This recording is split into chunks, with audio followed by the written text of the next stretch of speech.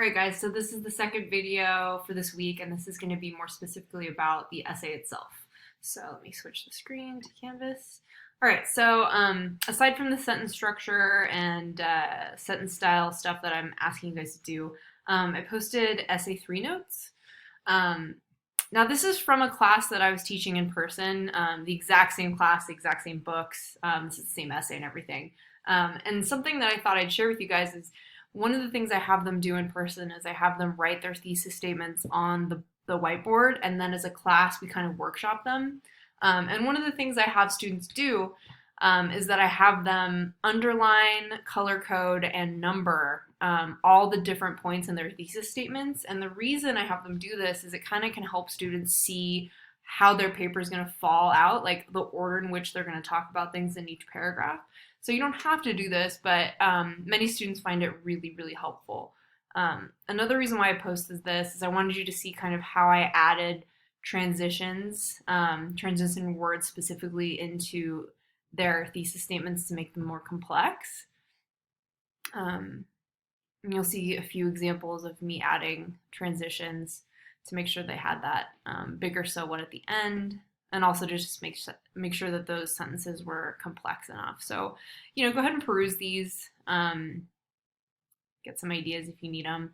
And then at the bottom, I have, again, just a layout of how you should structure your introduction. You guys already know this, but just making sure that you summarize the text, have the full title and the author's name, talk about the topic, because of course, your question may be sort of different, right, than the one that you wrote about for your midterm. So now's the kind of time to kind of talk about that. Like we have one student that's writing about how you could look at Anthony Ray Hinton's story in dealing with, the coronavirus and isolation and all the things that are going on right now. So that might be a good time to talk about that, right? And then obviously your thesis. And then here I gave an example.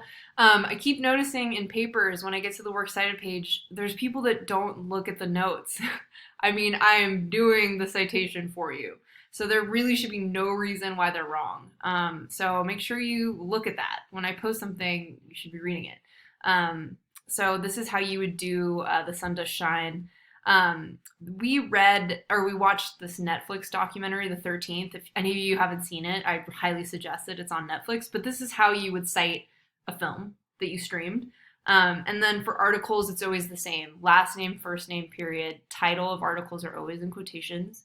The publication, so like New York Times or the Wall Street Journal or whatever, the year it was published, the full URL, don't put URL, copy and paste that URL in there. And then make sure you do the access date. So if it was today, it would be 6 April 2020, okay?